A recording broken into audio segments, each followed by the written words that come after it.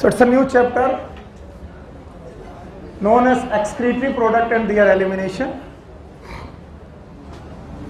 और ये चैप्टर वहीं से शुरू होता है जहां से पहले 3 चैप्टर खत्म होते हैं। देखिए मैं 3 चैप्टर को इस चैप्टर के साथ जोड़ता हूं। ये रहा हमारी सेल और इस सेल में है मेटाबॉलिज्म।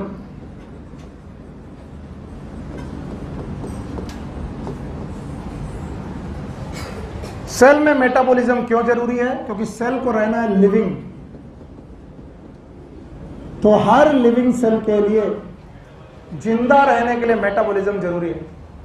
और मैं पिछली 2 बार से बता रहा हूं मेटाबॉलिज्म के लिए 2 चीजें बहुत ज्यादा जरूरी हैं, एक न्यूट्रिएंट और दूसरा ऑक्सीजन।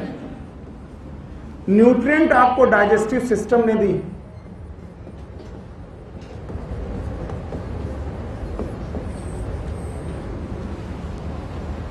और ऑक्सीजन आपको रेस्पिरेटरी सिस्टम ने दी। तो डाइजेस्टिव सिस्टम और रेस्पिरेटरी सिस्टम ने आपको 2 चीजें दी, एक ने दिया न्यूट्रिएंट, दूसरे ने दिया ऑक्सीजन। तो सर सर्कुलेटरी सिस्टम क्या कर रहा था? सर्कुलेटरी सिस्टम इन दोनों चीजों का ट्रांसपोर्ट कर रहा था। सर्कुलेटरी सिस्टम इन दोनों चीजों का ट्रांसपोर्ट कर रहा था, यानी वो ऑक्सीजन और न्यूट्रिएंट सेल की तरफ लेके जा रहा है। लेकिन एक बात तय है कि जब भी सेल की तरफ न्यूट्रिएंट और ऑक्सीजन जाएंगे मेटाबॉलिज्म होगा, तो इस मेटाबॉलिज्म की वजह से एक्सक्रीटरी प्रोडक्ट पैदा होंगे।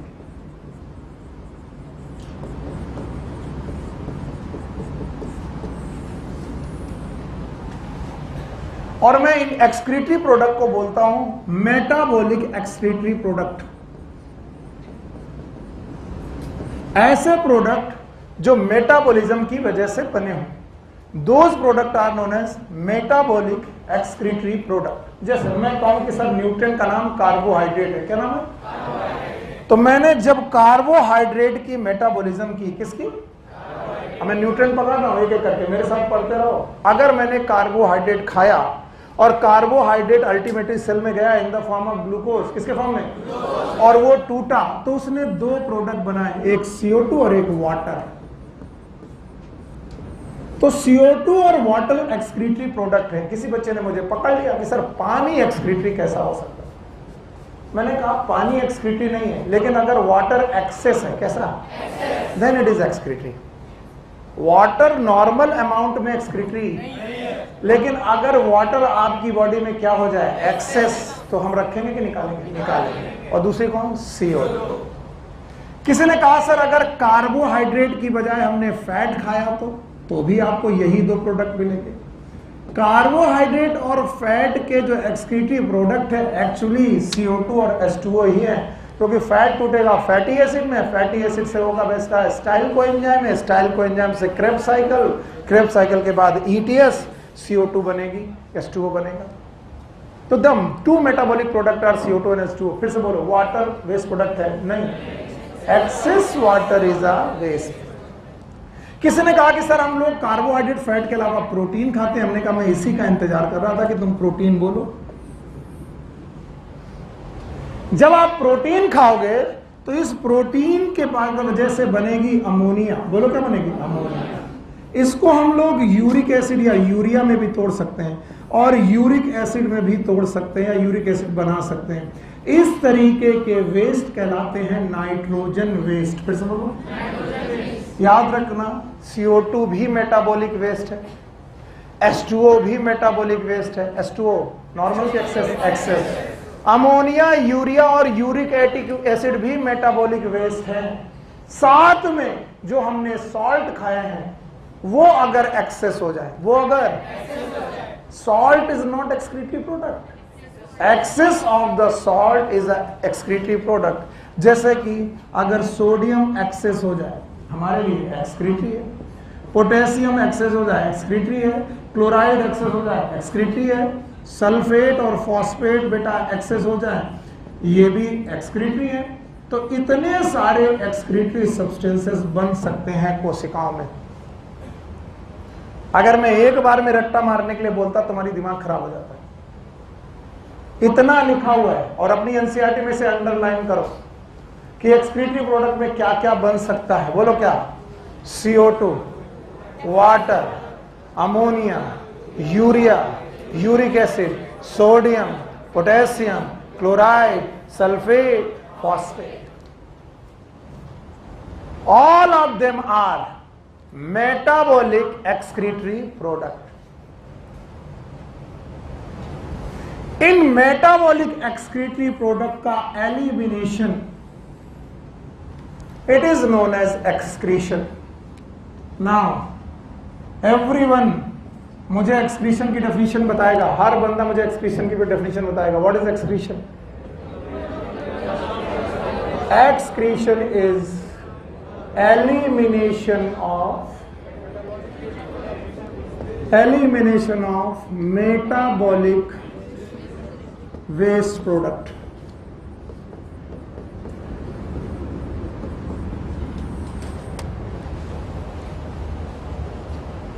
मेटाबॉलिक वेस्ट प्रोडक्ट का एलिमिनेशन करना, इट इज एक्सक्रीशन। तो बताओ, CO2 का एक्सक्रीशन करना, एलिमिनेशन करना, it is excretion. Excess water, ammonia, urea, uric acid, sodium, potassium, chloride, excretion. Sulphate, phosphate, excretion. कई बच्चे एक्सक्रीशन की एक और डेफिनेशन बताते हैं जो मेरे हिसाब से गलत है। मैं जितना जानता हूं वो गलत है। वो बोलते हैं सर एक दिन आपको लार्ज इंटेस्टाइन में लेके चलते हैं। हमने कहा चलो। सीकम, कोलोन, कोलोन के बाद रेक्टम, रेक्टम के बाद एनस। रेक्टम में पड़ा है फीकल मैटर। बोलो बताइए, फीकल मैटर सेल के अंदर से प्रोड्यूस हुआ है क्या? नहीं। फिर सुनो, मेटाबॉलिक प्रोडक्ट जितने हैं वो इंट्रा सेलुलर है। कैसा है? इंट्रा सेलुलर, क्योंकि सेल के अंदर क्या चलिए। तो बेटा जो प्रोडक्ट भी बने वो भी कहां से? सेल से। लेकिन डाइजेशन कभी सेल के अंदर नहीं हुआ। डाइजेशन कहां हुआ? Lumen of intestine. और इसी वजह से इस तरीके के प्रोडक्ट का elimination is known as egestion. So what I want to say, egestion and excretion is not the same thing. Egestion and is not the removal of the undigested product or the removal of the waste product of alimentary canal. फिर से बोलो, removal of the waste product of alimentary canal. Alimentary canal के waste product का removal, it is known as egestion. And now what is excretion? Removal of metabolic waste product, it is known as excretion. तीन definition मुझे अभी चाहिए। एक कौन और एक कौन? एक्सक्रीशन। बोलते हैं एक्सक्रीशन के दौरान, एवरीवन हियर, एक्सक्रीशन के दौरान आप सॉल्ट भी रिमूव करते हैं और वाटर भी रिमूव करते हैं। नॉर्मल की एक्सेस। फिर से बोलो, तो आप सॉल्ट और वाटर को भी रिमूव कर रहे हो। इसका मतलब ब्लड में प्रेजेंट सॉल्यूट, ब्लड में प्रेजेंट सॉल्यूट और सॉल्वेंट दोनों को रिमूव करने की कोशिश कर रहे हो। और सॉल्यूट और सॉल्वेंट दोनों मिलकर बनाते हैं सॉल्यूशन। फिर से बोलो, और इस सॉल्यूशन की होती है ऑस्मोटिक प्रेशर। बोलो क्या? तो सॉल्यूशन का होता है ऑस्मोटिक प्रेशर। अगर सॉल्यूशन में सॉल्यूट ज्यादा तो ऑस्मोटिक प्रेशर ज्यादा, अगर कम तो अगर मैं एक्सेस सॉल्ट को निकाल रहा हूं या फिर कम सॉल्ट होने पर सॉल्ट प्रोड्यूस कर रहा हूं, तो मैं कौन सा प्रेशर बैलेंस कर रहा हूं? Osmotic pressure. ऑस्मोटिक प्रेशर को बैलेंस करना, it is known as osmoregulation. फिर से बोलो। सो बेटा मेरे बच्चे, यहां पर तीन बड़े बड़े शब्द आपको मिलेंगे। Number 1 is excretion, number 2 is egestion, number 3 is osmo regulation. तीनों शब्द बता पाओगे? वाकई? What is egestion? The removal of waste product of alimentary canal. फिर से बोलो, removal of waste product of alimentary canal, it is egestion. ये intracellular है कि extracellular? Extracellular. Lumen से है? Yes. Now what is excretion?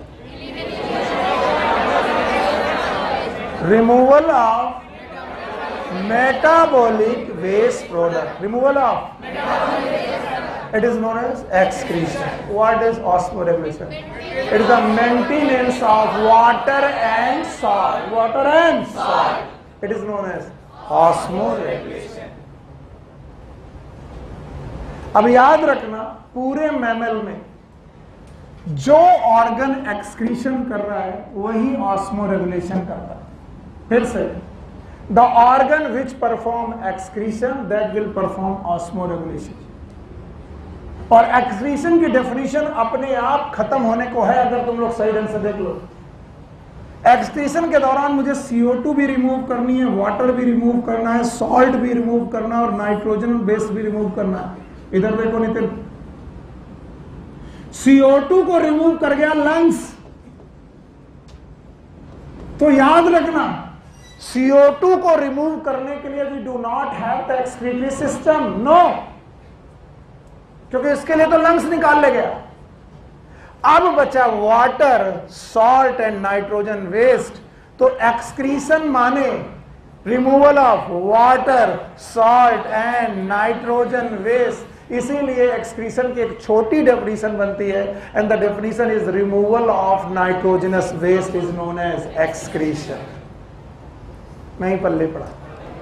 कुछ लोग बोलते हैं एक्सक्रीशन की एकदम जबरदस्त डेफिनेशन बताओ, it is the removal of metabolic waste product. और अगर कोई बोले क्या एक्सक्रीशन माने नाइट्रोजन वेस्ट को निकालना, यस, तो आप बोलो excretion is also, it is the removal of nitrogenous waste.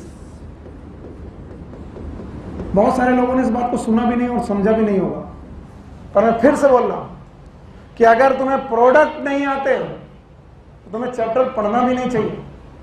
Metabolic waste के प्रोडक्ट क्या क्या हो सकते हैं बोलो? CO2, water, ammonia, urea, uric acid, sodium, potassium, chloride, sulphate, phosphate. क्या ये सॉल्ट है? क्या ये CO2H2 है? वाटर है? ये नाइट्रोजन वेस्ट है? भगवान ने इसके लिए एक्सक्रीटरी सिस्टम नहीं दिया। क्या दिया? लंग्स दिया, लंग्स दिया। तो आप बताओ बचा क्या? वाटर और सॉल्ट, इट इज ऑस्मोरेगुलेशन, और एक्सक्रीशन इज अमोनिया। इसका मतलब है जो बंदा एक्सक्रीशन कर रहा था वही ऑस्मोरेगुलेशन। इसका मतलब एक्सक्रीशन करना, it is a removal of nitrogen waste. And that's why हम लोग एक्सक्रीशन को हमेशा अमोनिया के रेस्पेक्ट में, यूरिया के रेस्पेक्ट में और यूरिक एसिड के रेस्पेक्ट में देखने लगते हैं। क्यों?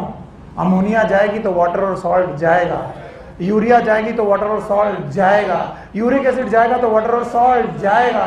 तो अगर तुम कुछ भी भेजो वाटर और सॉल्ट जाएगा। और इसीलिए बोलते हैं एक्सक्रीशन इज और ऑफ 3 टाइप। कितने प्रकार? अमोनिया का एक्सक्रीशन अमोनोटेलिज्म, यूरिया यूरियोटेलिज्म, और यूरिक एसिड यूरिकोटेलिज्म। नहीं आया? आया? आइए, यहां तक किसी को ना आया हो हाथ उठा के पूछे। Thank you very much. अब यही चलेगा, ना तुम पढ़ना चाहते हो ना मैं पढ़ाना चाहता हूं। हाँ बोलेंगे, लेकिन that excretion is through lungs. और यही समझ में आएगा कि बाद में एक दिन पूछा जाएगा कि लंग्स का एक काम और बताओ, रेस्पायरेशन के साथ excretion.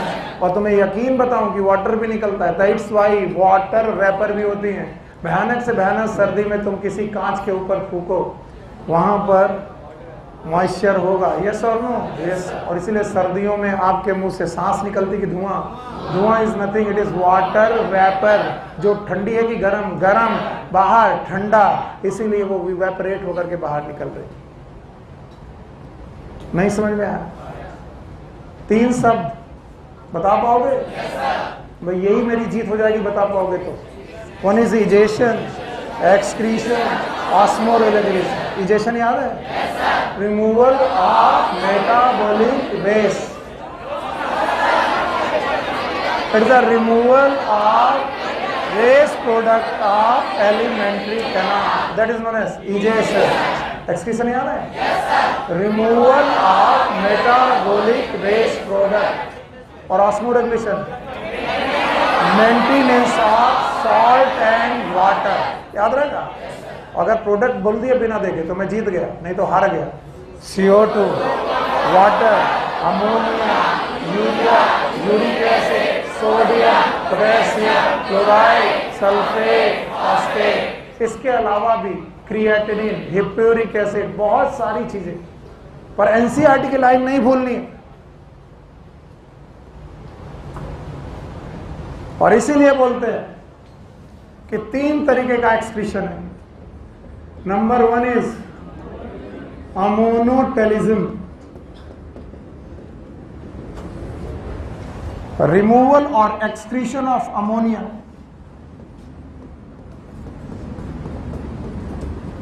It is known as excretion of ammonia.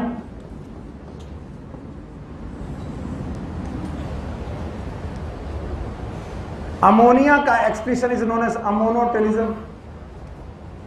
The organism which perform ammonotelism, they are known as ammonotelic.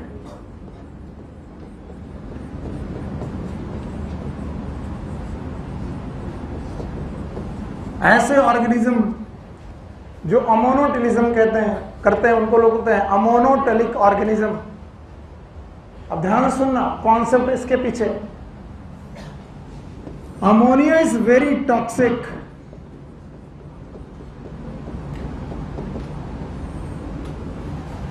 Ammonia बहुत टॉक्सिक है. तो अगर आपको अमोनिया रिमूव करना है तो इसे आप कॉन्सेंट्रेटेड फॉर्म में नहीं रिमूव कर सकते, क्योंकि जहां जाएगी वहां कोरोजन करेगी. आपको मैं एक हाइड्रोक्लोरिक अम्ल की एक बूंद कंसेंट्रेटेड फॉर्म में डालूं, आपकी खाल जल जाएगी. लेकिन वही हाइड्रोक्लोरिक अम्ल की एक बूंद, HCl की एक बूंद मैं पूरे ड्रम ऑफ वाटर में डाल दूं और फिर वो ड्रम ऑफ वाटर से नहा लूं, मैं जल जाऊंगा? नहीं जलूंगा. क्यों? तो जितने भी टॉक्सिक सब्सटेंस होंगे उन्हें कंसंट्रेटेड फॉर्म में डालना है कि व्हाट? डाइल्यूटेड. तो याद रखना अमोनिया टॉक्सिक है, इसलिए इसको बहुत ज्यादा डाइल्यूटेड फॉर्म की जरूरत है. एक्सक्रीशन इन डाइल्यूटेड फॉर्म. और डाइल्यूटेड फॉर्म में डालने के लिए यू नीड वाटर. क्या चाहिए? वाटर. और कम वाटर भी बहुत ज्यादा. तो याद रखना वो ऑर्गेनिज्म जो पानी में रहते हैं, कहां पर? वही इसे अफोर्ड कर सकते हैं, क्योंकि उन्हीं के पास पानी ज्यादा है. इसको चांटा मारा करो जब ये सोया करे. हाँ बिल्कुल मार दिया करो मेरी तरफ से एकदम. जैसे ये सोए कंटाप दो, दूसरे दिन से सोना बंद. वाटर बहुत ज्यादा चाहिए. And that's why only aquatic organism, पानी में रहने वाले ऑर्गेनिज्म ही ऐसा एक्सक्रीशन करने के लिए बाध्य हैं. और इनके 3 एग्जाम्पल एनसीईआरटी लिखती है, तो कम से कम वो 3 एग्जाम्पल लर्न कर लेना. यस. पहले नो हम लोग कॉर्डेटा के रेस्पेक्ट में बात कर रहे हैं, इसीलिए मैं पहले से डिवाइड कर रहा हूं. याद रखना इनवर्टिब्रेटा. बोलो कौन? चलो सारे लोग पहले इनवर्टिब्रेटा की पूरी लिस्ट बनाएंगे. बताएंगे? बोलो कौन? कोरीफेरा, सिलेंट्रेटा, सवास, और टीनोफोरा, और प्लैटीहेल्मिन्थेस, फिर एस्के हेल्मिन्थेस, फिर एनेलिडा, सवास, एनेलिडा के बाद आर्थ्रोपोडा, मोलस्का, फिर इकाइनोडर्मेटा, फिर हेमीकॉर्डेटा, फिर Chordata.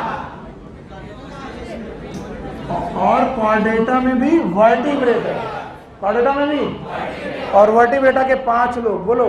Fish, Amphibia, reptile, birds, mammal.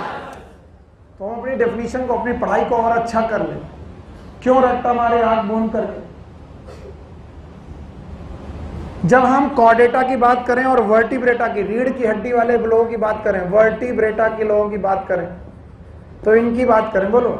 Fish, Amphibia, reptile, birds, mammal. और जब इनवर्टिब्रेटा की बात करें तो इनकी बोलो, Porifera, Coelenterata, Ctenophora, Platyhelminthes, Aschelminthes, Annelida, Arthropoda, Mollusca, Echinodermata, Hemichordata. Chordata Vertebrata की तरफ चला गया। अब आपकी एनसीईआरटी जो 3 एग्जाम्पल लिखती है वो मैं लिखने की कोशिश कर रहा हूं। अमोनोटेलिक ऑर्गेनिज्म के 3 एग्जाम्पल एनसीईआरटी लिखती है। One is known as bony fishes, Chondrichthyes की ऑस्ट्रिक्टिस, दूसरा एक्वाटिक एम्फीबियंस,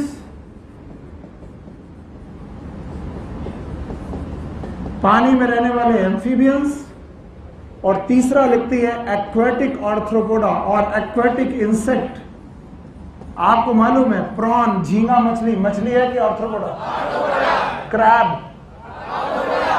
आर्थ्रोपोडा। और जैसा कि चित्रांश ने कहा कि सर पोरीफेरा, अरे पानी में रह रहे, अमोनोटेलिज्म। नहीं समझ में आया? Coelenterata, ammonotelism. तो जो अधिक पानी में रहेंगे वो क्या करेंगे? अमोनोटेलिज्म। तो फिलहाल मैं इस लिस्ट को छोड़कर अपनी एनसीईआरटी की लिस्ट में आ रहा हूं। बोलो, bony fishes, aquatic amphibian, aquatic insect. And one thing more, शायद इसको तुम अडॉप्ट कर पाओ, शायद। Ammonia it is more soluble in water. Water में ज्यादा सॉल्युबल है, इसलिए इसका डिफ्यूजन भी बहुत ज्यादा होता है।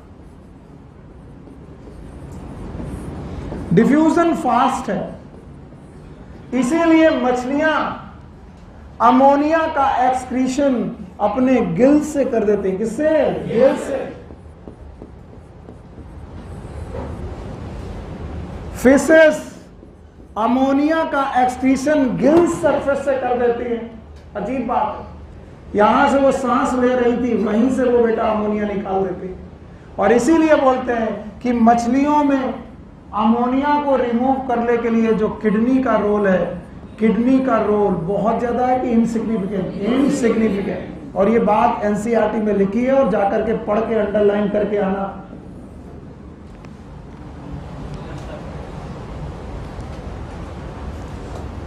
अमोनिया का एक्सक्रीशन उसकी सॉल्युबिलिटी पे डिपेंड करता है, और सॉल्युबिलिटी अगर ज्यादा हुई तो डिफ्यूजन फास्ट, और अगर डिफ्यूजन फास्ट तो जहां सरफेस मिलेगी वहीं से वो निकल भागेगी। और इसीलिए अमोनिया को निकालने के लिए किडनी का रोल बहुत ज्यादा कि बहुत कम? बहुत कम है, बहुत कम है। और इसीलिए मछलियां अपनी अमोनिया का एक्सक्रीशन किडनी से करती है कि गिल से? गिल से। अगर आपको अमोनोटेलिज्म में इतना आता है तो आप एनसीईआरटी की हर एक लाइन में जो लिखा हुआ वो आ गया। अगर नहीं आता तो मैं फिर से रिवाइज करता हूं। अमोनिया का निकालना, अमोनोटेलिज्म। अमोनिया टॉक्सिक कम है कि ज्यादा? ज्यादा टॉक्सिक है? पानी कम चाहिए कि ज्यादा? और इसे रटने की जरूरत, क्योंकि जिसको पानी ज्यादा चाहिए वो कहां? रेगिस्तान में रहता है, पानी में रहेगा, और पानी में ज्यादा रहेगा। इसीलिए इस तरीके के एक्सक्रीशन को करने वाले ऑर्गेनिज्म पानी में ही पाए जाएंगे। और 3 एग्जांपल लिए गए, बोलो कौन? बोनी फिशेस, एम्फीबिया, और सारे एम्फीबिया के एक्वाटिक, और इंसेक्ट। पूरी कहानी यहां तक और खत्म हो गई। अगर तुम ये 5 जानते तो रट्टा मारने की जरूरत नहीं। बोलो कौन? Fish, Amphibia, reptile, birds, mammal. समझ रहे हो? ये हुआ अमोनोटेलिज्म। हटा दे। अमोनोटेलिज्म के बाद आता है यूरियोटेलिज्म। बोलो, यूरियोटेलिज्म का मतलब है रिमूवल ऑफ अमोनिया की यूरिया। यूरिया हटा रहा हूं। चैप्टर इतने प्यारे हैं कि इनको तुम लोग रट्टा मारते हो। अगर कॉन्सेप्ट पढ़ना चाहोगे तो हर एक चीज बेटा वहां पर कॉन्सेप्ट में। It is elimination of urea.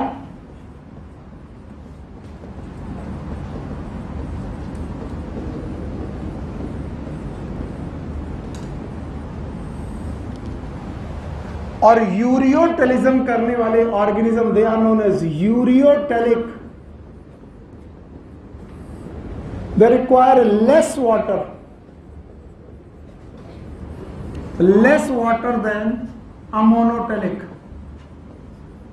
Ammonotelic लोगों से कम पानी चाहिए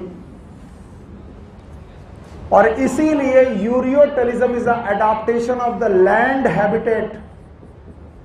पानी में रहे कि जमीन में? अगर आप जमीन में रहने वाले लोग हैं, पानी को छोड़ चुके हैं, जमीन में रहने वाले लोग हैं, टेरेस्ट्रियल लोग हैं, तो अब आपको थोड़ा कम पानी लॉस करना है।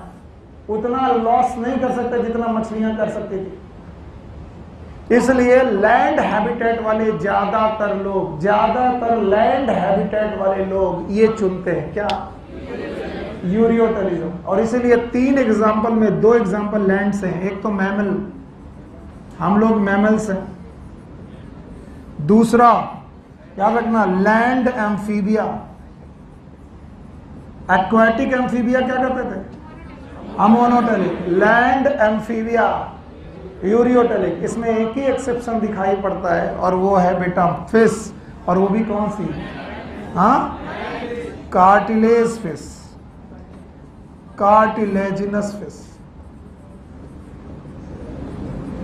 और इसका भी कॉन्सेप्ट चाहोगे तो समझ में आता है। बताओ इनमें एयर ब्लैडर होगा कि नहीं होगा? हाँ, तो ये अपर सरफेस में पानी को रहने के लिए तैरती रहती है। इसका मतलब इन्हें काम हमेशा करना पड़ेगा। इसका मतलब ये अपनी बॉडी में वाटर ज्यादा क्योंकि ज्यादा रोकेंगे तो वेट बढ़ जाएगा। इसीलिए ये अपनी बॉडी में वाटर कम रोकती हैं और इसी वजह से ये कम वाटर के साथ एक्सक्रीट करना चाहती। नहीं समझ में आया? तो 3 लोग नाम दिए, बोलो कौन कौन? Mammals, land amphibia, cartilage. तो मछलियां दोनों प्रकार की, अमोनोटेलिज्म, यूरियोटेलिज्म। एम्फीबिया भी दोनों प्रकार के, ammonotelism, ureotelism. Aquatic Amphibia, land Amphibia, terrestrial Amphibia. अच्छा बताओ, बोनी फिशेस, हाँ, अमोनोटेलिज्म।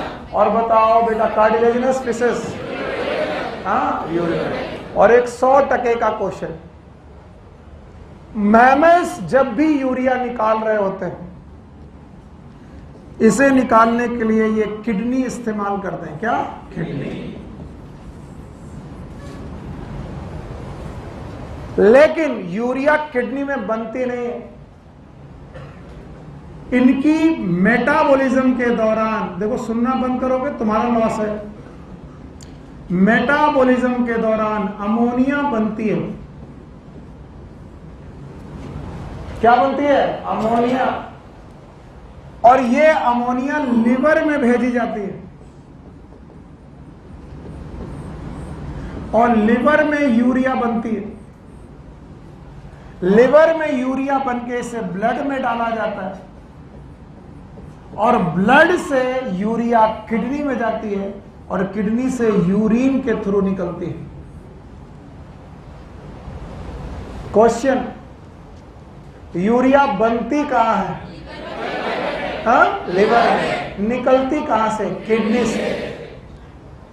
और याद रखना, कोर्स में ना होने के बावजूद मैं ये हर साल पढ़ाता हूं, इस साल भी पढ़ाऊंगा। ध्यान सुनो, क्योंकि इससे 2-3 क्वेश्चन इनडायरेक्ट बनते हैं, डायरेक्ट नहीं, इनडायरेक्ट। जब अमोनिया लिवर में जाती है तो वहां यूरिया बनाने के लिए पर्टिकुलर साइकिल इस्तेमाल करती है, that is known as urea cycle. फिर से बोलो, also known as Krebs Henseleit cycle,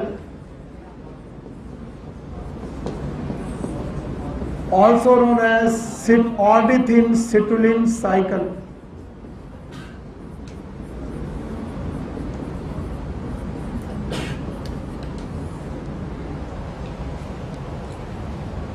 तो जितने भी यूरियोटेलिक लोग हैं वो किसे ज्यादा इस्तेमाल रहे? किडनी। जरा मछलियां याद करो, अमोनिया निकालने के लिए किडनी का इस्तेमाल करते थे। बहुत रोल था कि इनसिग्निफिकेंट।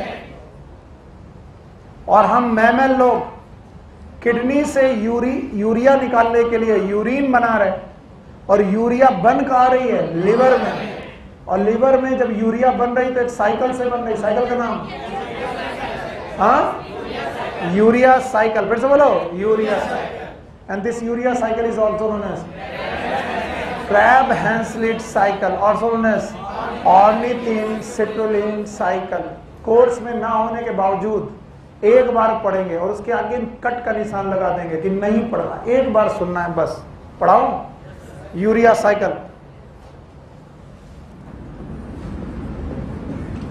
इसके इनडायरेक्ट क्वेश्चन में तुम्हें सिखाता हूं, डायरेक्ट क्वेश्चन कभी नहीं आएगा। कभी किसी एग्जाम में अभी तक 3-4 सालों में यूरिया साइकिल से डायरेक्ट क्वेश्चन नहीं आया, पर मैं वो सारे इनडायरेक्ट क्वेश्चन आपको दिखाऊंगा जो आए। चलिए याद रखना, अमोनिया जब लिवर में पहुंचती है तो ये अमोनियम आयन में कन्वर्ट होती है।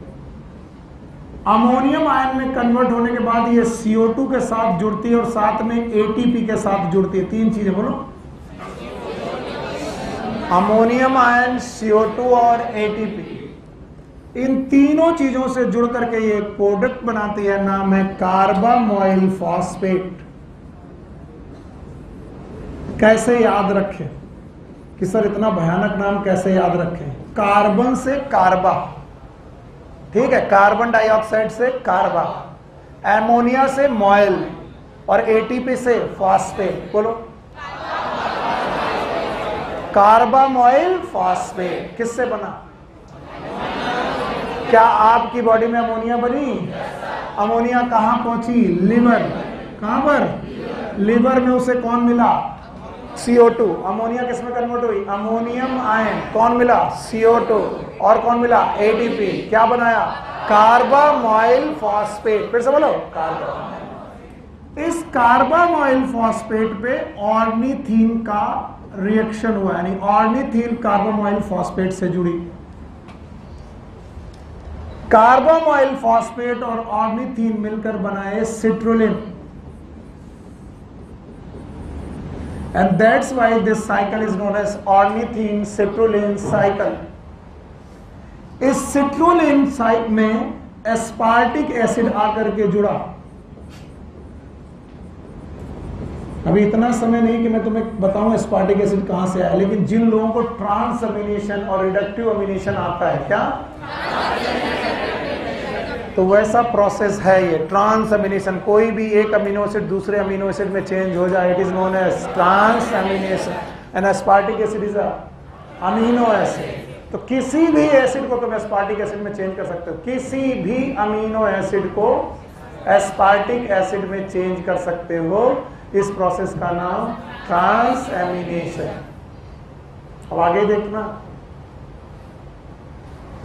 सिट्रुलिन बनने पर, एस्पार्टिक एसिड के इसके साथ जुड़ने पर, यानी सिट्रुलिन और एस्पार्टिक एसिड जुड़ने पर यहां पर एक प्रोडक्ट बना, नाम है आर्जिनोसक्सिनेट और द ऑर्जिनोसक्सिनिक एसिड। और जो लोग भी क्रेब्स साइकिल सुने हैं, किसी को कोई मतलब नहीं, क्रेब्स साइकिल सुने हो? अल्फा कीटोग्लूटारिक एसिड बनता था, अल्फा कीटोग्लूटारिक के बाद सक्सिनिल कोएंजाइम A बनता था, सक्सिनिक एसिड के बाद फ्यूमेरिक एसिड बनता था, पक्का? फ्यूमेरिक के बाद मैलिक, ये वही सक्सिनिक एसिड है, सक्सिनिक, लेकिन उसमें क्या है? आर्जिनो। और सक्सिनिक एसिड से हमेशा फ्यूमेरिक एसिड निकलता ही है, तो सक्सिनिक एसिड से फ्यूमेरिक एसिड बाहर निकाल दो। आर्जिनो सक्सिनिक एसिड से फ्यूमेरिक एसिड जैसे ही बाहर निकाला, यहां पर बना आर्जिनिन। बोलो आर्जिनिन। और आर्जिनिन की हुई हाइड्रोलिसिस। बोलना क्या? हाइड्रोलिसिस, यानी आर्जिनिन में वाटर आकर के जुड़ा और वाटर जुड़ते ही यूरिया बना। तो बताओ, ऑर्निथिन सिट्रुलिन का यूरिया इज मेन प्रोडक्ट की by product? By product.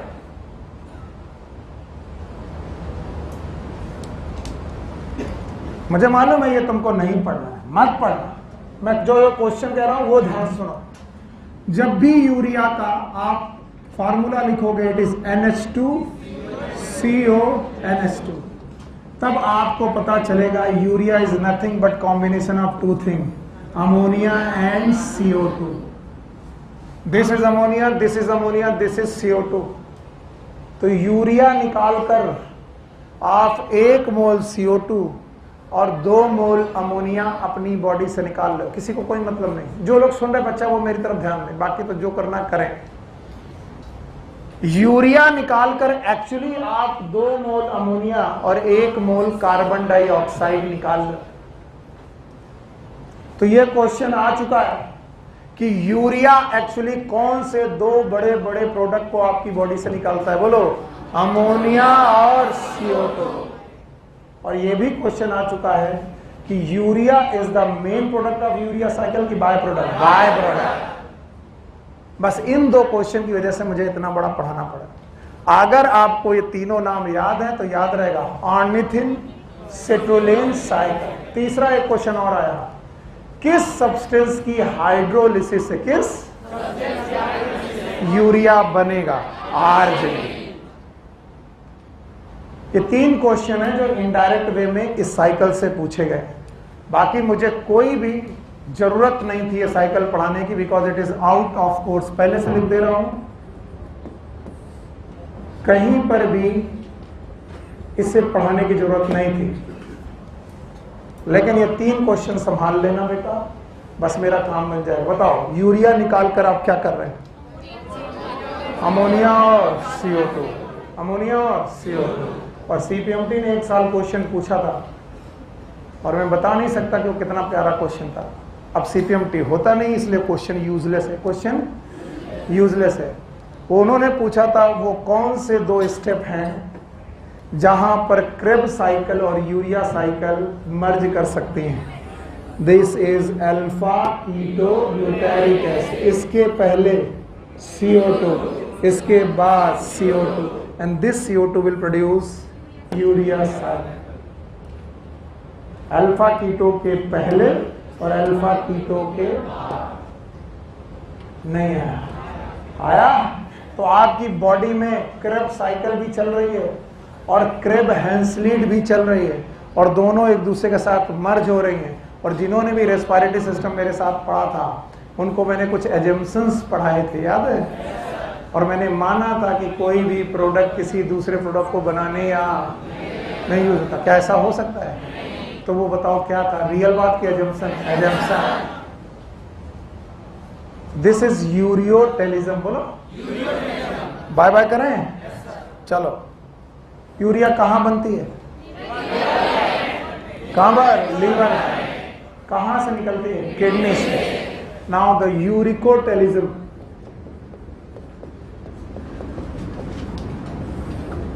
it is a removal of uric acid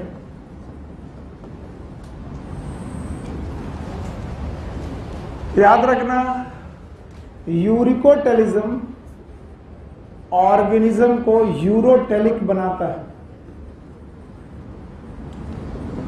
और यूरिकोटेलिज्म ऑर्गेनिज्म जो होते हैं दे रिक्वायर लीस्ट वाटर, सबसे कम water, least water for excretion. अगर गौर से सोचोगे तो ये उनको सुटेबल है जो जमीन की सतह को छोड़कर रहना सीखते हैं, क्योंकि जमीन की सतह को छोड़कर तुमने रहना सीखा तो अब आप पर वेट लगेगा mg, क्या लगेगा? और आप अपना m कम से कम करना चाहोगे, क्योंकि g तो कम कर नहीं सकते, तो m कम से कम करने के लिए आप अपनी बॉडी में वाटर और बढ़ाओ कि और कम करो? और कम। तो जितने भी एरियल हैबिटेट हैं, कैसे वो पानी बॉडी में कम की ज्यादा? कम। इसीलिए यूरिकोटेलिज्म तो बोलते हैं एरियल हैबिटेट या फिर arboreal habitat.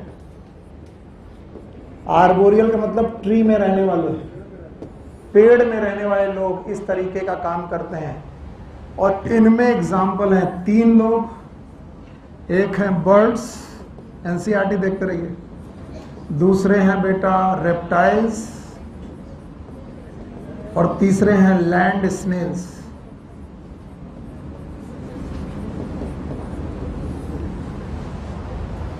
Birds, reptiles and land snails. हाँ, इंसेक्ट भी, नो डाउट इंसेक्ट भी, लैंड इंसेक्ट। अब तीनों के एग्जांपल बताओ, तीन तीन। अमोनोटेलिज्म,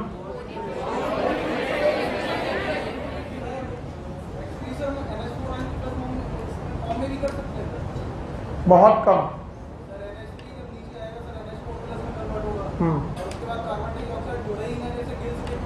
बहुत कम, क्योंकि एसिडिक और बेसिक बैलेंस भी करती किडनी, और वो बहुत मुश्किल से बैलेंस हो पाएगा।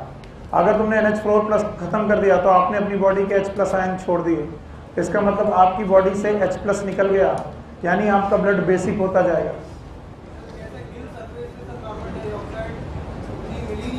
हाँ,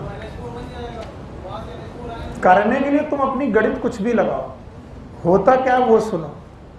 अगर आप H+ अपनी बॉडी से निकालते जाओगे तो क्या निकाल रहे हो? एसिड। इसका मतलब आपकी बॉडी का pH बढ़ेगा, घटेगा कि बढ़ेगा? बढ़ेगा। तो आपकी CO2 लंग्स में रुकने लगेगी, सांस लेने में तकलीफ होने लगेगी। बैठो। इसलिए किडनी का लंग से बहुत रिलेशन है। अगर किडनी खराब हुई तो लंग खराब होने लगते हैं, लंग्स खराब हुआ तो किडनी खराब होने लगती है। पल्ले नहीं पड़ा मैंने क्या बोला। अगर H+ ज्यादा निकाला तो एसिडिक कंडीशन कम हुई। अब CO2 क्या है? नॉन मेटल की ऑक्साइड, अगर इससे एसिडिक होगी तो अब मुझे CO2 को रोकना पड़ेगा। कहां पर? ब्लड में, ताकि एसिडिक बैलेंस बना रहे। इसीलिए कहते हैं कि बेटा लंग्स खराब हुए तो किडनी खराब होने के चांसेस हैं, और दूसरा किडनी खराब हुई तो लंग्स खराब होने के भी चांसेस है। तो जो हम सोच रहे हैं वैसे नहीं होता, जो होता है वो सुन लो, ठीक? वरना तुम्हारे हर क्वेश्चन का जवाब मेरे पास नहीं है। वैसे है, अलग से मिलो तो तुम्हें थप्पड़िया के बताएंगे। चलो बताओ तीनों एग्जाम्पल अमोनोटेलिज्म के।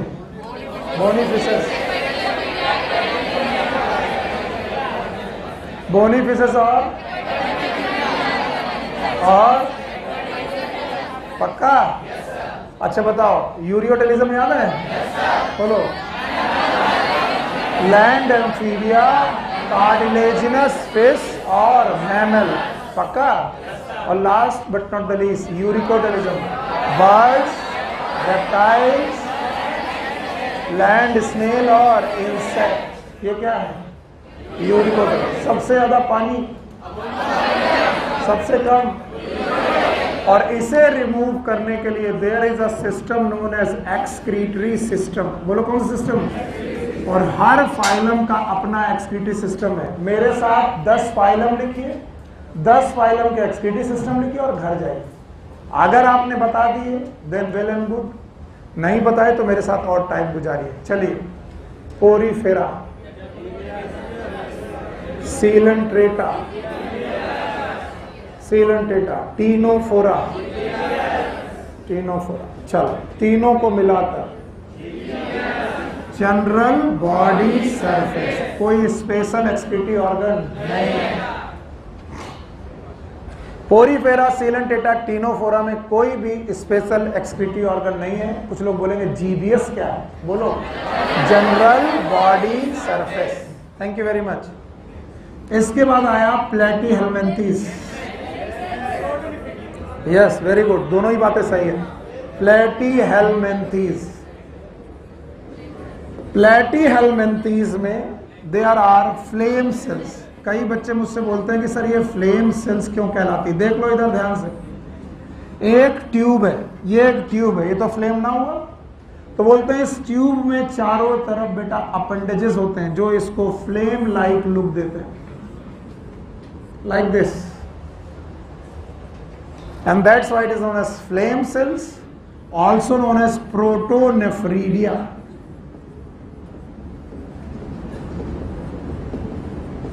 फ्लेम सेल का दूसरा नाम है प्रोटोनेफ्रिडिया। और भाइयों बहनों, प्रोटोनेफ्रिडिया 3-4 जगह और वो NCERT में है, लिखो और मेरे साथ बेटा रिवाइज करो। रोटिफर्स, इसके अलावा सम एनालिड्स, कुछ एनालिडा में भी पाई जाती, सारे एनालिडा के कुछ, सिफेलोकॉर्डेट्स, कुछ सिफेलोकॉर्डेट्स में भी पाए जाते हैं और उस सिफेलोकॉर्डेटा का नाम है एम्फिऑक्सस। ये सब एनसीईआरटी की लाइन है। Porifera Coelenterata Ctenophora, GBS. Platyhelminthes में protonephridia, also known as flame cell, and these flame cells are also present in rotifers, some annelids, cephalocardates. Yes, आगे चलो। Aschelminthes, renette cell,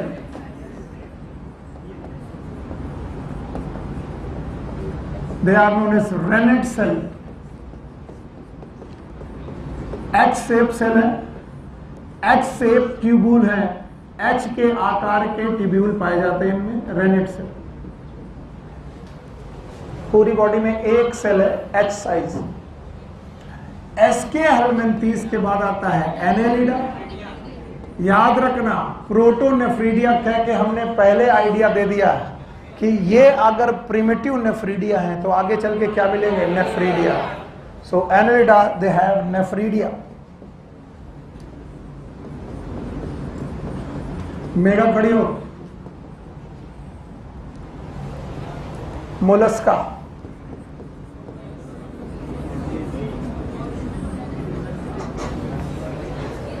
gills, excretion, gills और organ of Bojanus Mollusca और Keber's organ. Very good. One is known as gills, organ of Bojanus और Cabers gland। शाबाश, बैठो, पहले बैठ गए। चलो भाई सक्सेना साहब, आर्थ्रोपोडा,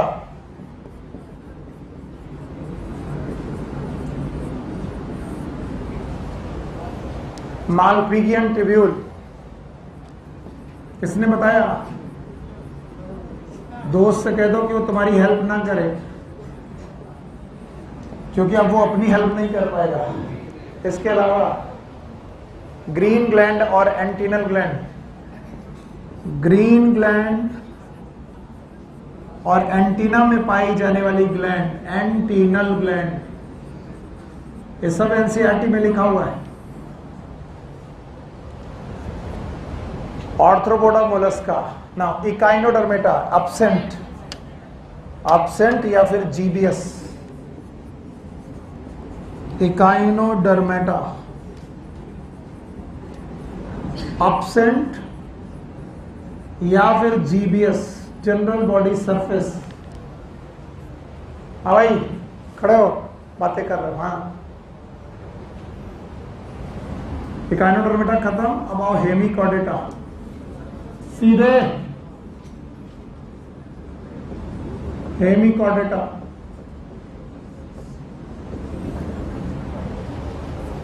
आइए पुरसाद जी, आप बताने की कोशिश कर रहे थे, खड़े होइए। चोरी करके देख करके बताने वाले चोर लोग होते हैं। पढ़ाई लिखाई पे ध्यान दो, नहीं सारा पुरुषार्थ यहीं धरा रह जाएगा। Do you know about the purushartha? What is the meaning? Yes, ability of the purusha, it is known as purushartha. Ability बची नहीं, नाम पुरुषार्थ है लेकिन पुरुषार्थ है ही नहीं। It is proboscis gland. कौन सी ग्लैंड? प्रोबोसिस। और भाइयों बहनों, कॉर्डेटा। कौन बेटा? कॉर्डेटा। कॉर्डेटा में कितने लोग? 5। बैठ जाओ भाई, दोनों बैठ जाओ। कॉर्डेटा में 5 लोग, बोलो कौन? Fish, Amphibia, reptile, birds, mammal. पांचों के पांचों किडनी। और हम लोग कौन है? और हम ह्यूमन हैं, तो हमारा अगला टॉपिक होगा ह्यूमन एक्सक्रीटरी सिस्टम। बस नहीं तो बस कैसे ना, बिना पढ़े ना जाने देंगे। तुम जाओ जाओ जाओ, जिसको जाना।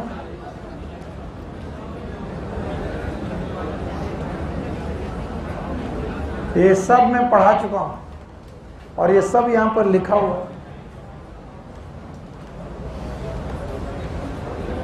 हटाएं? ओके,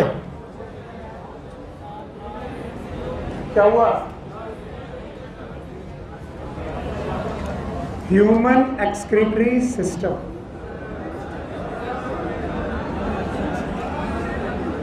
जिनको भी नहीं पढ़ना है प्लीज छोड़ दीजिए, क्लास छोड़ के जाइए। Human excretory system, they have the 4 organs as a excretory system। 4 organ इनके पास हैं। 1 pair kidney,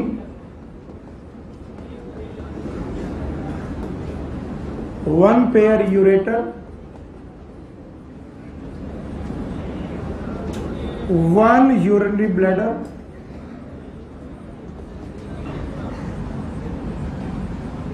and urethra।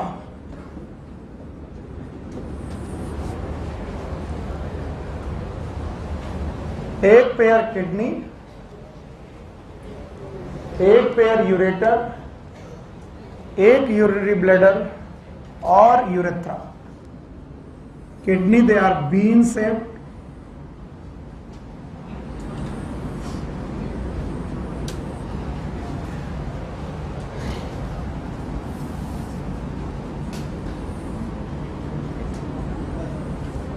Okay.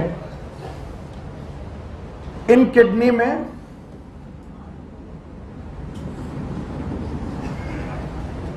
निकलने वाले ट्यूब का नाम है यूरेटर। यूरेटर नाम के जो ट्यूब हैं वो बेटा एक ब्लैडर में जाते हैं, यूरिनरी ब्लैडर, और यूरिनरी ब्लैडर बेटा ओपन होता है outside by urethra. Here is a kidney. These tubes are ureter. Then this bladder is known as urinary bladder.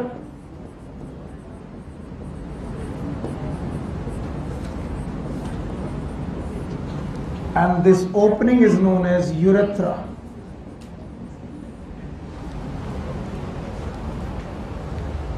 And total human excretory system is abdominal. It is abdominal. और abdominal एक cavity है और वो मैंने बहुत पहले पढ़ा दी थी, याद है किसी को? डायाफ्राम के नीचे और इंग्वाइनल एरियाज के ऊपर एक कैविटी है जिसका नाम है एब्डोमिनल कैविटी। फिर से बोलो, यस, खड़ो बेटा। What is coelom?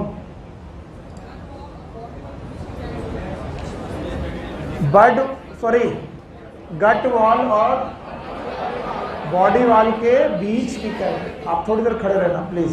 Late suppose I am the member और मेरी सबसे बाहर वॉल दिखाई पड़ रही है, क्या नाम है? Body wall. अगर मुझे काटा जाए, अगर मुझे काटा जाए तो मैं कैसे दिखाई पड़ूंगा? इधर देखो। अगर मुझे काटा जाए तो मेरे सबसे बाहर मिलेगी बॉडी वॉल और सबसे बीच में मिलेगी elementary canal. It is a canal. What is a canal? And this is body wall. बोलते हैं बॉडी वॉल और एलिमेंट्री कैनाल के बीच के स्पेस को सीलोम तब तक नहीं बोलेंगे जब तक इसमें क्या ना हो? मीजोडर्म। तो याद रखना ये मीजोडर्मल लाइनिंग है। This is known as mesodermal lining.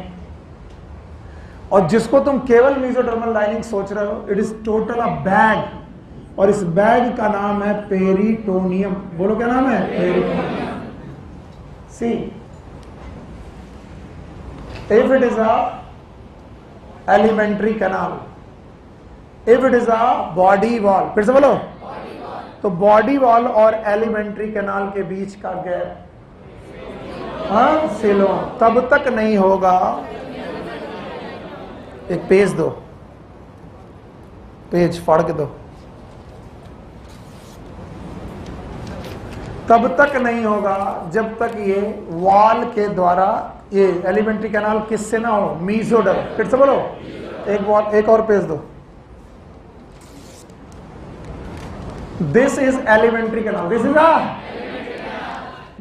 Is mesoderm, this is a body wall. फिर से बोलो, now this is a mesoderm.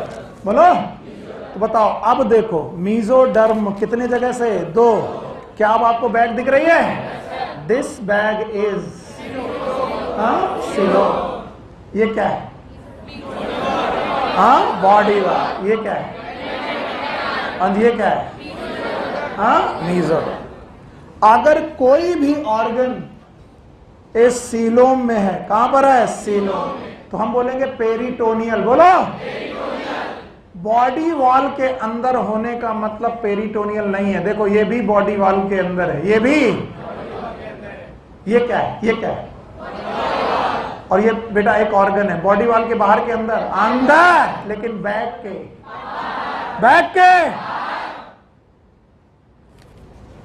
अब अगर तुम इसे एज्यूम कर पाए तो तुम्हारा कल्याण है, वरना कल्याण नहीं है। ये एलिमेंट्री कैनाल, ये बॉडी वॉल, और ये पेरिटोनियम, और इस फ्लूइड का नाम है पेरिटोनियल फ्लूइड। बोलो क्या नाम? Sorry, peritoneal fluid. और इस पेरिटोनियल फ्लूइड के अंदर एक बैग है जो पूरा बॉडी में जाएगा।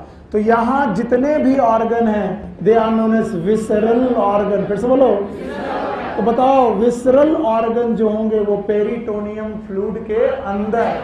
किडनी अकेला ऑर्गन है जो बॉडी वॉल के अंदर है, लेकिन मीजोडर्म के बाहर। ये रहा किडनी। अगर आप मेरा पेट काटो तो पहले बॉडी वॉल मिलेगी, बॉडी वॉल को काटोगे तो एक बैग मिलेगा। उस बैग को काटोगे तो बेटा फिर आपको इंटरनल ऑर्गन मिलेंगे। लेकिन किडनी एक ऐसा ऑर्गन है जो बॉडी वॉल को काटते ही मिल जाएगा, बॉडी के अंदर नहीं मिलेगा। इसलिए दुनिया में सबसे ज्यादा किस ऑर्गन की चोरी हो रही है? किडनी। तो बोलते हैं kidney, the kidney, they are abdominal but retroperitoneal, यानी पेरिटोनियम के अंदर की बाहर। और कितने पेयर? 2 पेयर। और इसीलिए बोलते हैं dorsal side of the abdominal, dorsal, ventral side की डॉर्स। तो किडनी चोरी करने वाले लोग कट कहां लगाते हैं? सामने की साइड में, और किडनी चोरी करना आसान क्यों है? क्योंकि हमें बैग को काटना नहीं पड़ेगा। कौन सा बैग?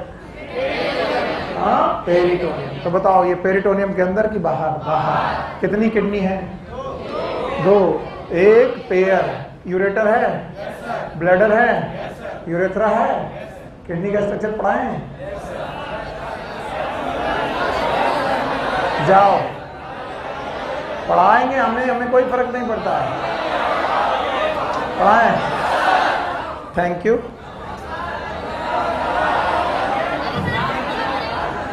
पहले खुद अपने भाइयों बहनों से पूछ लो कि पढ़ाएं कि नहीं। किडनी के अंदर जाएंगे तो 2 लेयर पड़ेगी, कॉर्टेक्स और एक मेडुला। कॉर्टेक्स रीजन को छोड़ दो तो मेडुला में है पिरामिड। बोलो क्या? पिरामिड। मैं बना नहीं रहा हूं, टाइम लगेगा। पिरामिड का नाम है मेडुलरी पिरामिड। सुनना ही नहीं है। उनमें minor calyx, major calyx, pelvis आगे ureter. To be continued in next topic, next chapter, next class. Thank you very much. Bye bye.